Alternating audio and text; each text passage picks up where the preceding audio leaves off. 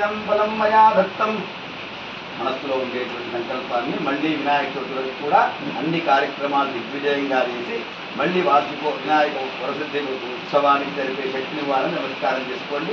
సర్వసిద్ధి మే దేవి సిద్ధిం మే దేవి చెప్పండి. మమ సంకల్పిత సకల కళ్యాణార్థే సంకల్పితాభ్యాం నమః. దశాంగుళం కర్పూరోపేతం సుగంధం సుమనోహరం. జయ బలో గణపతి భగవానికి. లడ్డు అద మోదక ప్రియాం భౌదేయం పదేయం.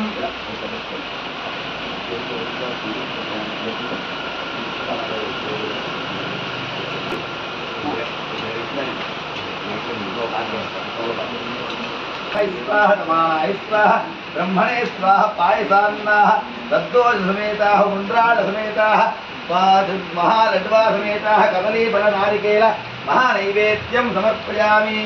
రాజరామ సత్యం. ఓం తత్పురో నమః. త్వం తథా పాపోజ్యోతిర్సోమృతం బ్రహ్మమూర్భవత్వరో.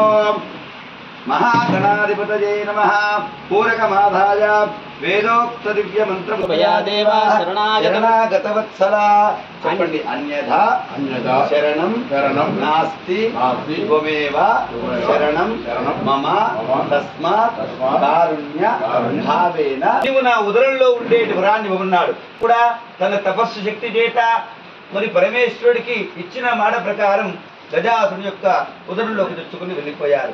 ఆ తర్వాత పార్వతీదేవి చాలా ఓపిక సమస్తమైనటువంటి ధ్యానశీలి.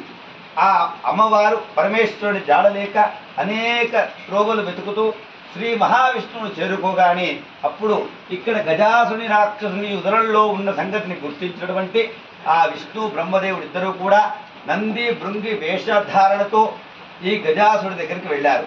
ఆ రాక్షసుని దగ్గర అనేకమైన నాట్యము ఉన్నది. భృంగి వేషంలో ఉన్నది విష్ణు బ్రహ్మ అని గుర్తించలేక ఆ యొక్క గజాసురుడు ఏం వరం కావాలో కోరుకోమన్నాడు. అనగానే నీ యొక్క ఉదరంలో ఉన్న పరమేశ్వరుని మాకు ప్రసన్నం చేయమన్నారు. మరి ఇచ్చిన మాట ప్రకారం ఆ రాక్షసుడు కూడా